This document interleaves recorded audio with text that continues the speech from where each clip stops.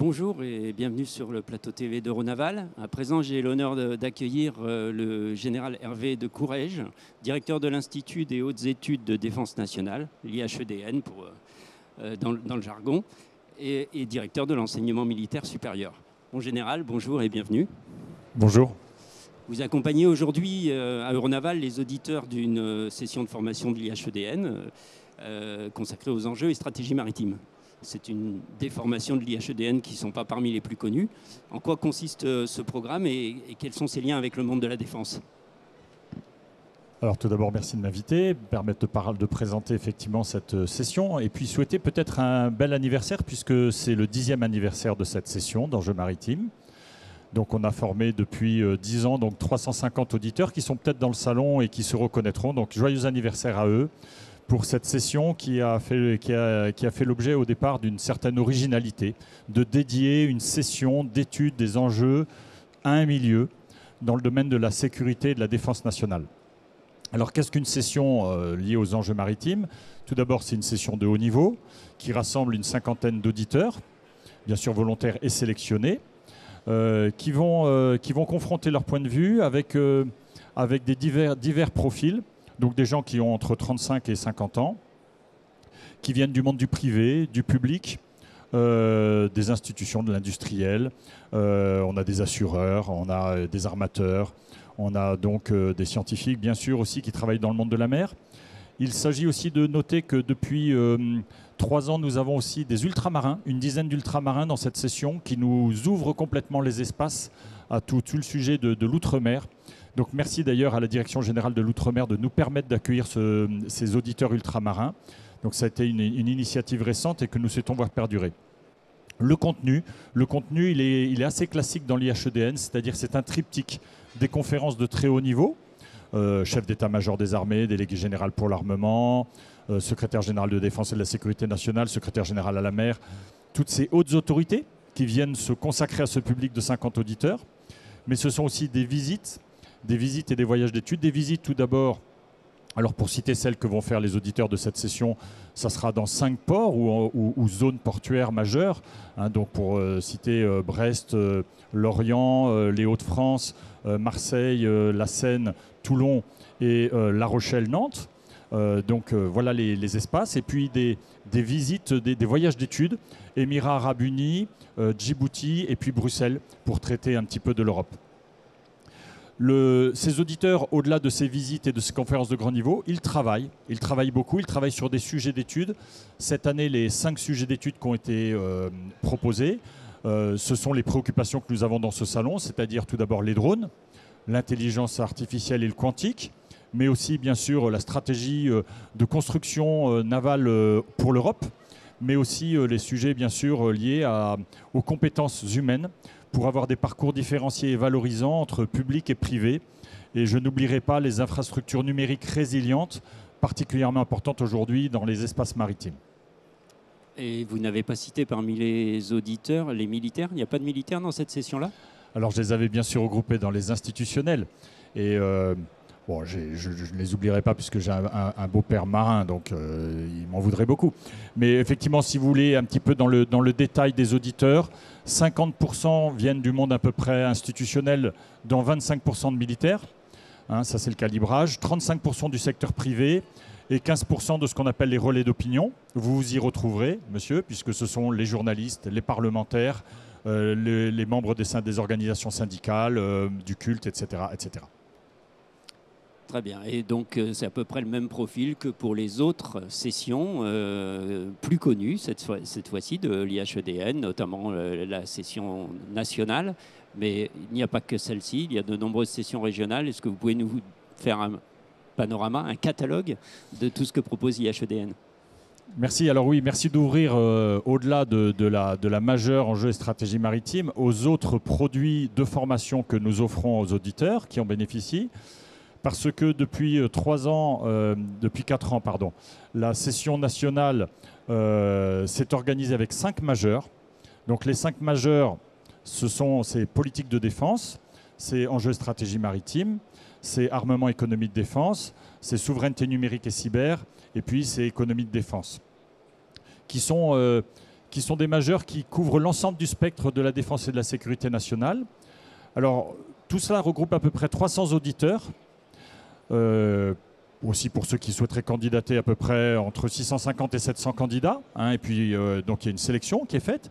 Une sélection non pas eu égard à la qualité des gens, mais à leur personnalité. Parce que l'IH, c'est aussi une aventure humaine. Et ça doit rester une aventure humaine avec des personnalités qui souhaitent interagir et s'enrichir mutuellement.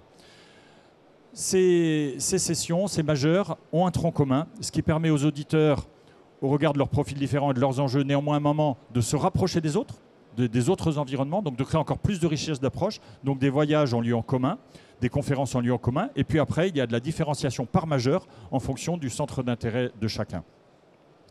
Mais pour le reste, donc on a 2600 auditeurs formés par an, et ces 2600 auditeurs, vous voyez que le nombre n'est pas exact avec les 300 auditeurs qui bénéficient de la session nationale. C'est parce que nous avons aussi d'autres types de formations. Et je ne pourrais pas, dans ce salon, oublier de citer notamment les sessions en région. Les sessions en région, ce sont des sessions qui se déroulent non pas sur une année de formation, en l'occurrence une année à peu près à 40 jours de formation sur l'année. Ce sont des sessions qui se déroulent sur 4 semaines de formation, pendant 2 mois, dans une région particulière, sur 4 villes.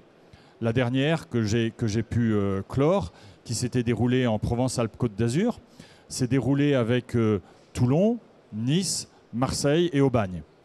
Et au travers de cette répartition, on arrive à voir tous les enjeux régionaux liés à ces affaires-là. Et les sessions région, c'est le même principe.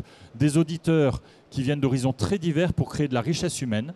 Elles sont accessibles aux gens au-delà de 30 ans, pour prendre une personne plutôt adulte et qui ont déjà des choses à partager. Et puis ensuite, après ces sessions en région, nous avons aussi des cycles jeunes. Ça peut intéresser aussi un certain nombre d'enfants, de membres de personnes qui visitent ce salon. Les cycles jeunes qui ont un énorme succès. Cycle jeunes, donc, ce sont 80 jeunes qui vont se retrouver pour une semaine et qui vont là aussi être acculturés aux enjeux de défense. Ces jeunes, là aussi, forte sélection. Dernier cycle jeune la semaine dernière de l'IHEDN, 650 inscrits pour 80 places. Donc la concurrence est sévère. C'est dire l'intérêt que présente cette jeunesse vis-à-vis de ces cycles. Et ces cycles donc, se déroulent sur une semaine, toujours sur le même triptyque, des conférences, des visites et des travaux de groupe. Et enfin, je n'oublierai pas les sessions dites spécialisées, essentiellement tournées vers l'intelligence économique, et qui sont des sessions de 2 jours ou de 7 jours, qui elles aussi rencontrent leur public, avec une volonté d'en faire un certain nombre en région.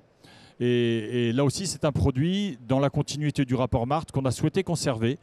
À l'époque, l'IHEDN avait été mandaté par l'État pour promouvoir l'intelligence économique. Depuis, beaucoup de formations sont développées, mais celle encore que nous proposons, manifestement conserve un intérêt, puisqu'un certain nombre d'auditeurs souhaitent y participer.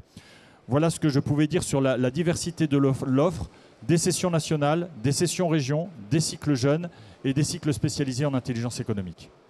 Et vous avez dit par 2 fois que c'était une aventure humaine.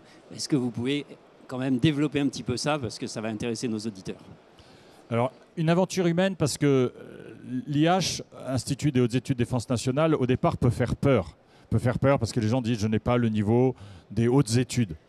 Ce n'est pas ce qu'on le demande à l'IH. On ne sélectionne pas les auditeurs sur effectivement des grands sachants qui sont capables ensuite de faire des conférences ex cathedra à leurs camarades de comité.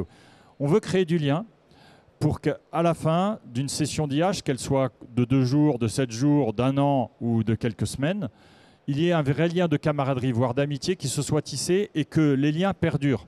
Ce qui fait la richesse de l'IHEDN, c'est le réseau des associations dont nous bénéficions avec des associations très actives, c'est-à-dire qu'il y a un après-IH. L'après-IH, c'est que l'Institut des études de la défense nationale doit promouvoir l'esprit de défense, doit créer de la cohésion nationale et doit aider à penser la stratégie de la France de demain. Et une fois que quelqu'un a été auditeur de l'IH, il part en mission. Il part en mission dans son environnement privé, public. Il va devoir participer à cet esprit de défense. Il va être un point d'amarrage de la société ou de l'État ou de l'administration le moment venu, quand la mer deviendra grosse ou quand le vent se lèvera. Il aura cette vocation-là, c'est sa mission. Mais comme les temps sont parfois durs, il aura besoin d'avoir tissé un réseau d'amitié qui lui permettra de tenir, d'être entraidé, d'avoir des points d'accroche. Et c'est ça, donc c'est pour ça que cette aventure humaine, au-delà de l'intelligence, l'IH promeut aussi le cœur et les tripes.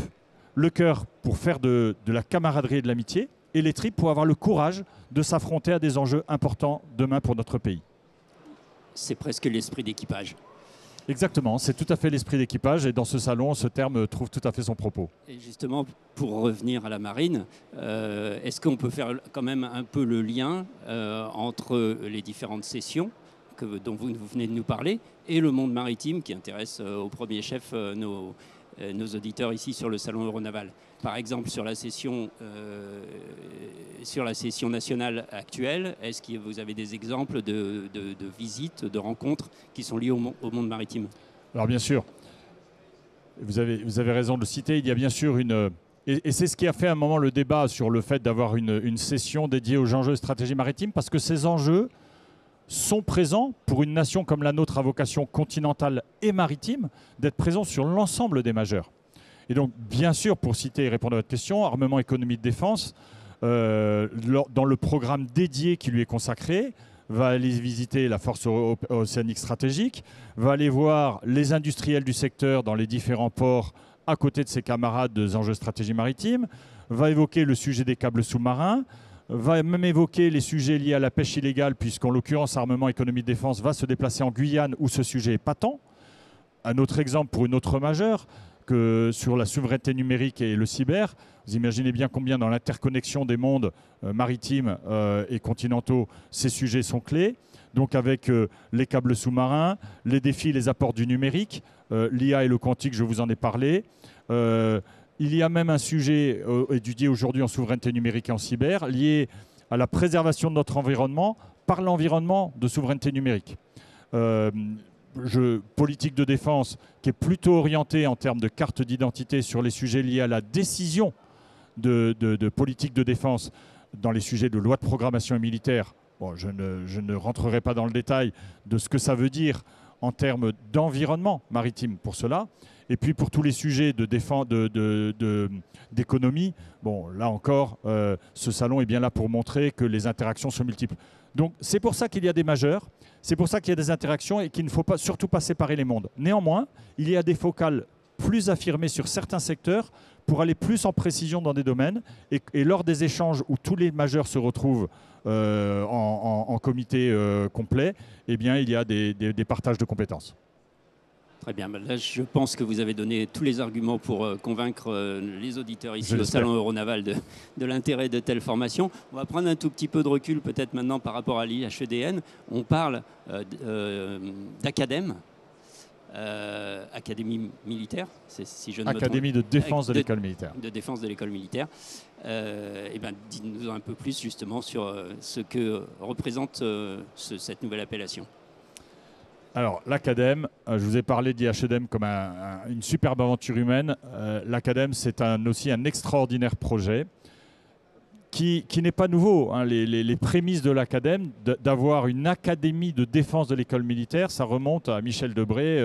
Donc pour les plus anciens d'entre nous, ce nom évoque quelque chose. Mais ça remonte loin. Et il y a eu beaucoup de tentatives de rapprocher les organismes de réflexion, de prospective et de formation de l'école militaire. Parce que finalement, il est une pitié que ce n'est pas parce que vous mettez les gens dans un environnement proche qu'ils travaillent ensemble. Et que donc, dans le cadre de la nouvelle fonction stratégique influence, érigée à la dernière revue nationale de stratégie, il a été décidé par l'État d'ériger le pôle de formation et de recherche de l'école militaire en une académie de défense de l'école militaire. L'académie, pour les plus historiens d'entre nous, ça évoque quelque chose. L'académie, c'est du XVe siècle. C'est l'interdisciplinarité. C'était ces académies qui, dans les arts, permettaient ensuite de s'ouvrir à des domaines de compétences autres. Voilà. Donc ce terme d'académie a été saisi sciemment pour évoquer quelque chose d'historique et qui a son sens. Et donc c'est quoi cette académie? C'est tout d'abord 22 organismes résidant sur ce site du pôle de l'école militaire qui dépendent tous de tutelles différentes. Ministère de l'Intérieur, DGA, Secrétariat général pour l'administration, DGRIS, coordonnateur national du renseignement, Premier ministre pour l'IHEDN, le SEMA, je crois que je l'ai cité, ministère de l'Intérieur aussi, Gendarmerie nationale, Armée de l'air, Armée de terre, Marine nationale, Gendarmerie nationale. Donc, toutes ces tutelles ont sont actionnaires de l'Acadème et ont vocation à avoir un enrichissement de la formation et de la recherche au travers de la création de cette originalité qu'est l'Acadème. L'Acadème, structurellement et juridiquement, demain, au 1er janvier, ça va être un groupement d'intérêt public. Et d'ailleurs, notamment ceux qui m'entendent ici pourraient vouloir rejoindre ce groupement d'intérêt public. Vous savez, avec l'intérêt juridique qu'il y a d'arriver à avoir à ramasser des fonds publics et privés dans une structure légère. Et donc l'Acadème, c'est à peu près 3 choses. Au plus bas échelon, c'est mieux vivre ensemble sur le site de l'école militaire. Mieux vivre ensemble, c'est quoi? C'est partager des amphis, c'est partager des conférenciers, c'est partager du contenu de cours. Ça, c'est le niveau le plus basique. Le niveau le plus élevé, c'est le formidable succès rencontré par la première édition en mars dernier du Paris Defense and Strategic Forum, qui dans sa première édition a rassemblé plus de 2600 participants sur invitation pour penser la stratégie en France à Paris. Et qui va être dans sa deuxième édition du 11 au 13 mars prochain sur un format un peu plus allongé de 2 jours et demi. Et là encore, je remercie les quelques participants de ce salon qui se sont déjà associés à la construction de ce projet, qui est déjà bien en cours, et qui nous permettra, là encore, de penser la stratégie à Paris au travers des enjeux de rupture et d'incertitude stratégique. Et puis, ça c'est la partie la plus haute, la partie pop-up. Et la partie intermédiaire, la partie la plus difficile, parce qu'elle repose là encore sur l'humain, c'est de mieux travailler ensemble et donc, là encore, de faire des formations en commun, de renseignement avec l'Académie du renseignement, par exemple pour ce sujet renseignement. Un très bon exemple nous est donné par nos anciens qui avaient rapproché le Centre des hautes études militaires de l'IHEDN, l'auditeur du Centre des hautes études militaires étant de fait auditeur de l'IHEDN, donc apportant un peu le cœur nucléaire de fonctionnement de l'IHEDN dans la session nationale PolDef qui en bénéficie largement. Donc ce rapprochement de formation, bitimbré, tritimbré, et puis s'agissant de la recherche, poser un objet de recherche sur lequel un certain nombre d'organismes travaillent dans leur coin et leur dire vous travaillez dessus, travaillons ensemble dessus. C'est bien évidemment les sujets par nature complexes ou de potentialité que vous connaissez, le quantique, le cyber, le drone, l'intelligence artificielle, etc., etc., dans lequel beaucoup d'organismes réfléchissent à des niveaux plus ou moins affermis d'achèvement technologique et sur lequel il faut avoir une réflexion à différents niveaux dans les potentialités et ensuite dans les usages. Donc voilà l'Acadème, 3 niveaux. Un niveau très basique, mieux vivre, un niveau d'affichage et d'influence à la française sur la pensée des Français qui sont attendus à évoquer ces sujets-là, et un niveau intermédiaire, un enrichissement commun de travail collectif sur ce site fabuleux qu'est l'école militaire. C'est un changement d'échelle en quelque sorte. Exactement, c'est un changement d'échelle. Alors, pardon de rajouter, nous avons aussi, au-delà des 22 partenaires, nous avons des partenaires associés. D'ailleurs, nous montons à 30 partenaires, nous en avons déjà 8 associés. Et s'il y a d'autres partenaires qui veulent s'associer, qu'ils n'hésitent pas. Alors l'idée de l'Acadème, c'est pas d'avoir un cénacle de plein de gens, c'est de travailler sur des projets.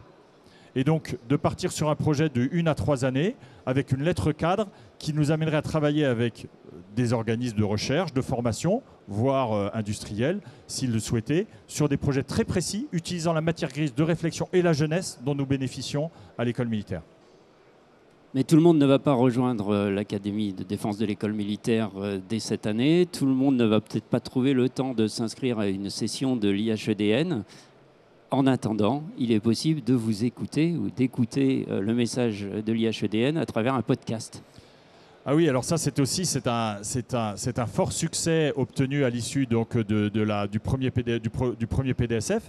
Ça a été de développer un podcast Pensée stratégique avec la DICODE, dont je remercie la coopération. Et alors vous faites du teasing, le prochain podcast est lié aux enjeux maritimes. Il sortira le 15 novembre prochain, donc je vous invite à le suivre. Là aussi, il rencontre son succès. Manifestement, la qualité est au rendez-vous. Donc venez découvrir ce podcast qui est une très belle co-réalisation avec la DICODE. Merci mon général, merci à tous de nous avoir suivis sur ce plateau. La journée ne se termine pas tout de suite puisque nous allons recevoir maintenant quelques lauréats des Innovation Awards. En attendant, nous laissons le plateau et je vous souhaite une bonne fin de journée sur le salon. Un grand merci. Et donc sur la toile ou dans nos murs, venez à l'IHEDN, on vous attend avec un immense plaisir. Merci.